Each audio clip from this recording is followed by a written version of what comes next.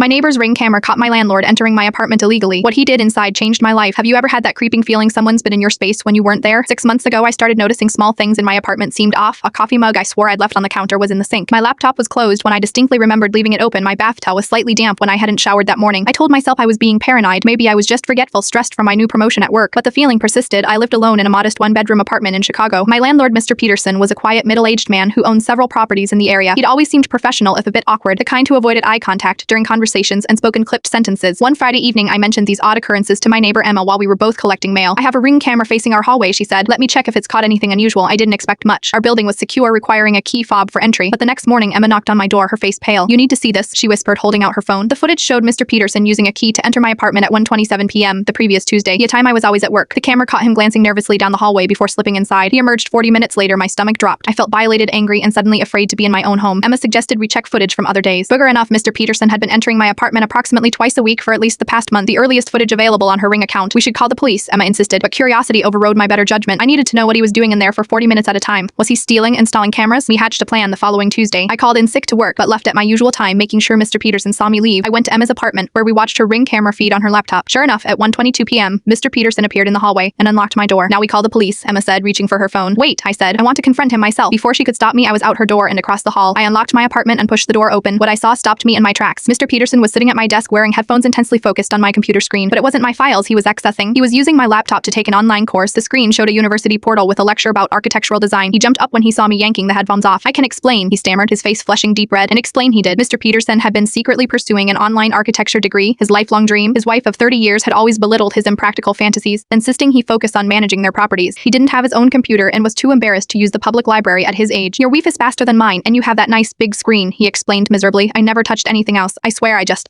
wanted to learn." I was speechless. Of all the scenarios I'd imagined, this wasn't one of them. "You could have asked," I finally said. "Would you have said yes?" he asked quietly. Honestly, I probably wouldn't have, but his illegal entries were still a serious violation of my privacy and tenant rights. After a long conversation, we reached an unusual arrangement. Mr. Peterson would reduce my rent by 30%, upgrade my internet to the fastest available package, and provide written 24-hour notice before any legitimate entry to my apartment. In exchange, I would allow him to use my apartment as a study space twice a week while I was at work. It's been 6 months since that strange confrontation. Mr. Peterson completed his first semester with a 4.0 NEMPLE. Last week, he proudly showed me his designs for a community center, his final project. His wife has filed for divorce after finding his course materials, but he seems lighter somehow, despite the personal turmoil. As for me, I've used my reduced rent to start my own online classes in creative writing. Sometimes the most unsettling mysteries have the most unexpected explanations, and sometimes the people we think we know are living double lives, not of malice, but of quiet desperation and unfulfilled dreams. Check your neighbor's Ring footage. You might be surprised what you discover about the people around you.